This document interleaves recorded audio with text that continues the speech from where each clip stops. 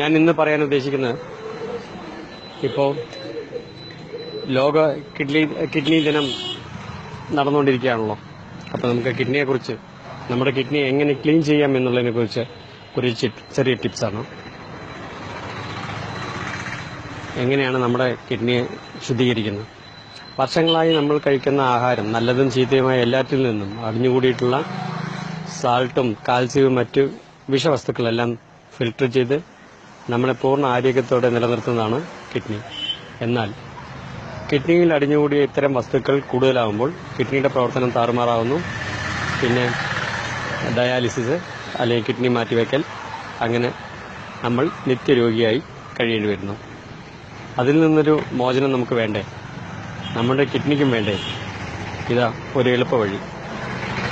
വളരെ നിസ്സാരമായി കേവലം 5 രൂപയോ അതിൽ താഴെയോ കൊണ്ട് നമുക്ക് നമ്മുടെ കിഡ്നിയെ പരിരക്ഷിക്കാം. അതെങ്ങനെയെന്ന് നോക്കാം. ഒരു കെട്ട് മല്ലിച്ചപ്പെടുക്കുക, നല്ലപോലെ കഴുകി വൃത്തിയാക്കി ചെറുതായി അരിയുക. അതൊരു പാത്രത്തിലിട്ട് നല്ല ശുദ്ധമായ വെള്ളം ഒഴിച്ച് 10 മിനിറ്റ് തിളപ്പിക്കുക. തണുത്തതിന് ശേഷം അരിച്ചെടുത്ത വെള്ളം ഒരു നല്ല ബോട്ടിലിൽ ഒഴിച്ച് ഫ്രിഡ്ജിൽ വയ്ക്കുക. ദിവസവും കാലത്ത് ഓരോ ഗ്ലാസ് വീതം ഇതെടുത്ത് കുടിക്കുക. നിങ്ങൾക്ക് തന്നെ മനസ്സിലാവും നിങ്ങളുടെ കിഡ്നിയുടെ പ്രവർത്തനം.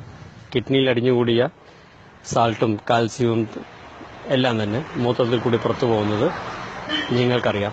കിഡ്നി സ്റ്റോൺ ഉണ്ടാവുകയില്ല. നമ്മുടെ ബ്ലഡ് പ്യൂരിഫൈ ചെയ്ത് നമ്മൾ ആരോഗ്യത്തോടെ സംരക്ഷിക്കുന്നു.